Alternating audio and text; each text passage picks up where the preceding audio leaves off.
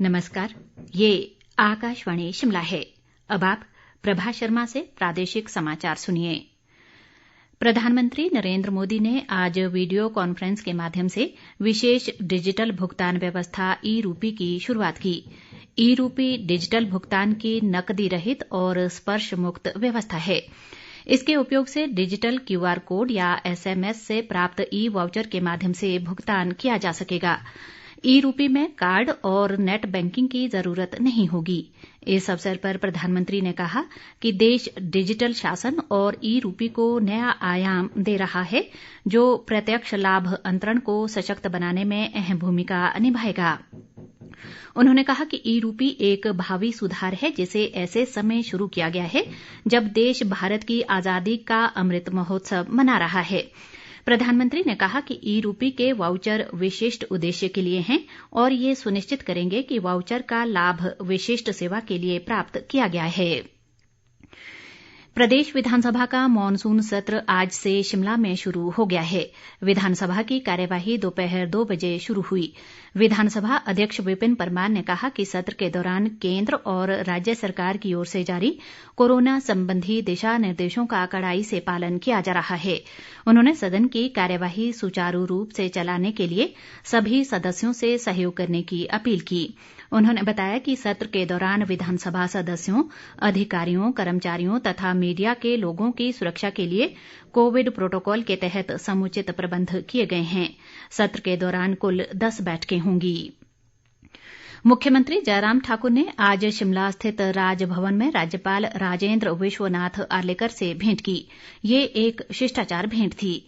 इस बीच विधानसभा अध्यक्ष विपिन सिंह परमार ने भी राज्यपाल से भेंट कर आज से शुरू हुए विधानसभा सत्र के दृष्टिगत किए गए प्रबंधों के बारे में उन्हें जानकारी दी। शिक्षा मंत्री गोविंद ठाकुर ने कहा है कि नई राष्ट्रीय शिक्षा नीति देश के आर्थिक, सामाजिक, राजनीतिक और सांस्कृतिक उत्थान के लिए प्रभावशाली प्रारूप प्रदान करने का सुझाव देती है। आज शिमला के पीटरहॉफ में राज्य निजी शिक्षण संस्थान नियामक आयोग द्वारा शैक्षणिक सुधारों को प्रोत्साहित करने के उद्देश्य से आयोजित सम्मेलन की अध्यक्षता करते हुए उन्होंने ये विचार व्यक्त किए। शिक्षा मंत्री ने कहा कि नई राष्ट्रीय शिक्षा नीति 2020 अध्ययन के विभिन्न स्तरों पर नई विधा को समझने के लिए भी भरपूर अवसर प्रदान करती है। गोविंद ठाकुर ने निजी विश्वविद्यालय के कुलपतियों को नई शिक्षा नीति अपनाने के लिए अपने संस्थानों का पुनर्गठन करने का आह्वान किया। कांग्रेस के प्रदेश मामलों के प्रभारी राजीव शुक्ला ने शिमला में पार्टी नेताओं के साथ राज्य में मौजूदा राजनीतिक स्थिति पर चर्चा की। इस दौरान उन्होंने सभी से देश व प्रदेश को भाजपा मुक्त बनाने के लिए एकजुट होकर कार्य करने को कहा। शुक्ला ने कहा कि प्रदेश सरकार की विफलताओं और जनविरोधी नीतियों व निर्णयों से लोगों को अवगत करवाया जाना चाहिए।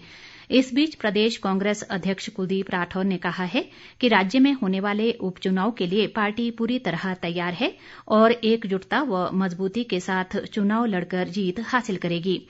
राठौर ने कहा कि प्रदेश में कांग्रेस मजबूती के साथ आगे बढ़ रही है। प्रदेश में आज अभी तक कोरोना के 11 नए मामले सामने आए हैं। इनमें शिमला जिले से 7 जबकि चंबा जिले से 4 मामलों की पुष्टि हुई है। इस दौरान 128 लोगों ने कोरोना संक्रमण को मात दी है। वर्तमान में 1111 मामले सक्रिय हैं, जबकि 2,01,516 लोग अब तक संक्रमण से स्वस्थ हो चुके हैं। प्रदेश में कोरोना के कुल मामलों की संख्या 2,06,172 तक पहुंच चुकी है। प्रदेश में संक्रमण से अब तक 3,506 लोगों की मृत्यु हुई है। इस बीच कोरोना के चलते बंद पड़े प्रदेश के स्कूल आज फिर से खुल गए हैं। कोविड प्रोटोकॉल के तहत 10वीं से 12वीं तक के विद्यार्थियों की अब नियमित कक्षाएं शुरू हो गई हैं। हालांकि आज पहले दिन कम संख्या में विद्यार्थी स्कूल पहुंचे।